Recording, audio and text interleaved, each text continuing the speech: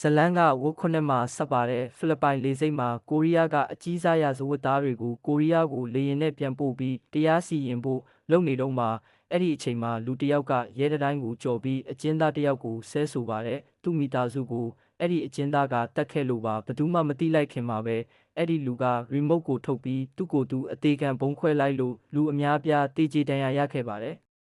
နှစ်ကိုရောက်လာပါတယ်ဖိလစ်ပိုင်ကနေကိုရီးယားကိုအကျဉ်းသားတွေပြန်ပို့ရမယ့်အစီအစဉ်ထက်ရှိလာပြန်တယ်ဒါပေမဲ့အရင်တုန်းကဘုံကွဲတဲ့သင်ခန်းစာကြောင့်အခုလေရင်နဲ့မပို့တော့ပဲတင်မောနဲ့ပို့ဖို့ဆုံးဖြတ်လိုက်တယ်နေပေမဲ့ပိုးလုံးကျုံနေဆိုပြီး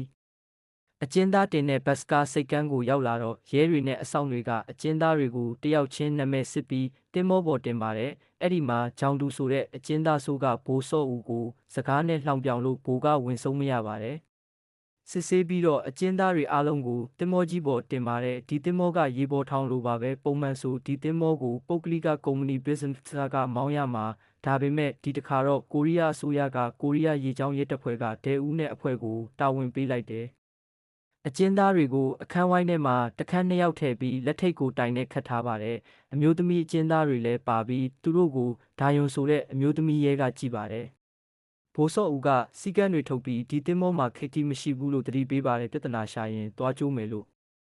တင်မောပေါ်မှာဆရာဝန်နဲ့တူနာပြုတယောက်လည်းပါတယ်ဆရာဝန်ကတခုခုလှုပ်ဝက်လုပ်နေပုံရပါတယ်တင်မောကဖိလစ်ပိုင်ကနေညနေ9နာရီအတိမှာထွက်လာပါတယ်တာဝန်ရှိသူတွေကအလုပ်ပြီးပြီထင်ပေမဲ့တကယ်ကအခုမှစတာပါတင်မောထွက်လာတော့အဲ့ဒီဆရာဝန်ကတားမြစ်ထားတဲ့တင်မောအောက်ဆုံးထပ်ကိုခိုးဆင်းသွားပါတယ်အောက်မှာဓခွဲတန်းအသေးလေးလိုခန်းရှိပြီးလူ2ယောက်စောင့်နေပါတယ်အထဲမှာအကျဉ်းသားဝတ်စုံနဲ့အသက်မရှိသလိုအိတ်နေတဲ့လူတစ်ယောက်ကတင်ပေါ်မှာရှိနေပါတယ်တကယ်တော့အကျဉ်းသားပိုးတဲ့အလုပ်အပြင်နောက်ထပ်လှုပ်ဝက်အလုပ်တစ်ခုပါနေတာကအယ်ဖာလို့ခေါ်တဲ့တရဝကိုကိုရီးယားကိုခိုးပြန်တဲ့တာပါဆရာဝန်ရဲ့တာဝန်ကအယ်ဖာကို6နာရီတခါမေးစေးထိုးပေးဖို့ပါဒီအလုပ်ရဲ့နောက်ွယ်ကလူကဒဲဦးပါပဲအဲ့ဒီအချိန်မှာပဲဂျောင်တူကပါဇက်ထဲကနေစာညက်ကလစ်လိုဟာလေးကိုခိုးထုတ်ပါတယ်တစ်ချိန်တည်းမှာပဲဝန်ထမ်းပုံစံနဲ့လူတစုကအစားတူလောင်ခန်းထဲဝင်ပြီးအတီးရွက်မဟုတ်ပဲကျိုးဝက်ထားတဲ့တနက်နဲ့ဓားတွေကိုယူပါတယ်တကယ်တော့သူတို့ကဝန်ထမ်းအစ်စ်မဟုတ်ပါဘူးဂျောင်တူရဲ့လူတွေပါဝန်ထမ်းအစ်စ်တွေကိုတတ်ပြီး passport လူပြီးအယောင်ဆောင်ဝင်လာတာပါရည်ရွယ်ချက်ကတင်မောကိုတင်ပြီးဂျောင်တူကိုထောင်မကျအောင်လုပ်ဖို့ပါ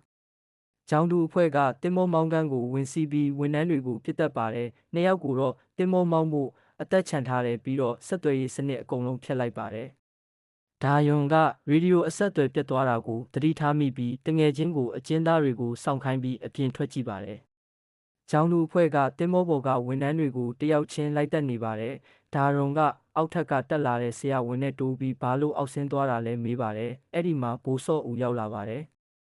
အကျဉ်းသားဘက်မှာတော့ဂျောင်လူကသူ့လူတီးတဲ့အကျဉ်းသားတွေကိုလွှတ်ပေးပြီးဒိုအိတ်ဆိုတဲ့အကျဉ်းသားအစ်စ်ကိုပါလွှတ်ပေးပါတယ်ဒါပေမဲ့ဒိုအိတ်ကဂျောင်တူနဲ့မပူးပေါင်းဘူးတင်မောလန်းချောင်းပြောင်းတာကိုလည်းလက်မခံဘူးဘိုးစော့ဦးကမောင်းခန်းထဲဝင်သွားပြီးဂျောင်လူတွေရဲ့တိုက်ခိုက်မှုကိုခံရပါတယ်အဲ့ဒီအချိန်မှာအောက်ထပ်မှာထူးဆန်းတာဖြစ်နေပါပြီအပေါ်ကတေထားတဲ့သူရဲ့သွေးတွေကအောက်ကိုစီးကျပြီးအိတ်နေတဲ့အယ်ဖာရဲ့အရေးပြားပေါ်ကျသွားပါတယ်သွေးနှံကြောင့်အယ်ဖာနိုးလာပါတော့တယ်အပေါ်မှာတော့ရဲနဲ့အကျဉ်းသားတွေပြစ်ခတ်နေတော့မှအဲ့ဒီအချိန်မှာအကျဉ်းသားတစ်ယောက်ကတိုက်ခိုက်မှုကနေထွက်ပြေးရင်းနိုးလာတဲ့အယ်ဖာနဲ့တိုးပါတော့တယ်အယ်ဖာကအဲ့ဒီအကျဉ်းသားကိုတစ်ချက်တည်းနဲ့တက်လိုက်ပါတယ်အားလုံးတိုက်တာရက်ပြီးအပေါ်ကရက်နေတဲ့ထူးဆန်းတဲ့လူကိုကြည့်နေကြတယ်အယ်ဖာကလမ်းလျှောက်လာပြီးရဲကပြစ်လိုက်တော့ကြီးစံကိုရှောင်ပြီးလူတွေကိုရဲရဲဆက်ဆက်တက်ပါတော့တယ်သူကရဲလားအကျဉ်းသားလားမခွဲဘူးတွေးသမျှအကုန်တက်တာပါသူ့ခွန်အားကလူတာမန်ထက်ဆယ်ဆပူတာပြီးအယမ်းမြန်ပါတယ်ဂျောင်တူကကြောက်ပြီးသူ့လူတွေကိုပြစ်ထားပြီးထွက်ပြေးပါတယ်နောက်ဆုံးမှလှည့်ပြီးအယ်ဖာကိုတနတ်နဲ့ပြစ်ပေမဲ့မရပါဘူးအယ်ဖာကတူနဲ့ဂျောင်တူကိုရိုက်ပြီးတက်လိုက်ပါတယ်ဂျောင်တူရဲ့သွေးကစက္ကန့်ထဲကဝါယာကျိုးပေါ်ကျပြီးတင်မောစနစ်ချို့ယွင်းပြီးပန်ကာရက်သွားပါတယ်ဒီအချိန်ကစပြီးဇကားကအကျဉ်းသားတင်မောလူတဲ့ကားကနေအသက်ရှင်ဖို့ရုန်းကန်ရတဲ့ကားအဖြစ်ပြောင်းသွားပါပြီတင်မောပင်လယ်အလယ်မှာမျောနေတုန်းအယ်ဖာကကြံတဲ့သူတွေကိုဆက်တက်ပါတယ်တွဆန်စိတ်ကန်းကကုတ်ကဲရေးစခန်းမှာဒဲဦးကတထေးကြီးအီအွန်ဂျီရဲ့အမိတ်နဲ့တင်မောပေါ်ဘာဖြစ်လဲဆိုတာသွားစစ်ဖို့ဟယ်လီကော်ပတာနဲ့တွားရပါတယ်အမျိုးသမီးအကျဉ်းသားတွေဘက်မှာတော့သူတို့ကဒါယွန်ဆောင်ခိုင်းခဲ့တဲ့ရဲကိုပြန်ဖမ်းပြီးလက်ထိတ်ခတ်ထားပါတယ်သူတို့ကတင်မောမှာဘာဖြစ်နေလဲမသိသေးပါဘူးတင်မောပေါ်ထပ်မှာဝန်ထမ်း2ယောက်ကအသက်ကယ်လေးနဲ့ထွက်ပြေးဖို့လုပ်ပေမဲ့အယ်ဖာကလာတတ်ပါတယ် ဘိုးစောဦးအဖွဲ့ကဆရာဝန်ကိုစစ်မေးတော့ဆရာဝန်ကသူက Ungenetic ကုမ္ပဏီကခိုင်းလို့ Alpha ကို6နာရီတခါဆေးထိုးပေးရတာပါလို့ဝန်ခံပါတယ်။ Alpha အကြောင်းအသေးစိတ်သိချင်ရင်အောက်ဆုံးထပ်က2ယောက်ကိုမေးပါလို့ပြောပါတယ်။နောက်ဆုံးကြံတဲ့အကျဉ်းသက်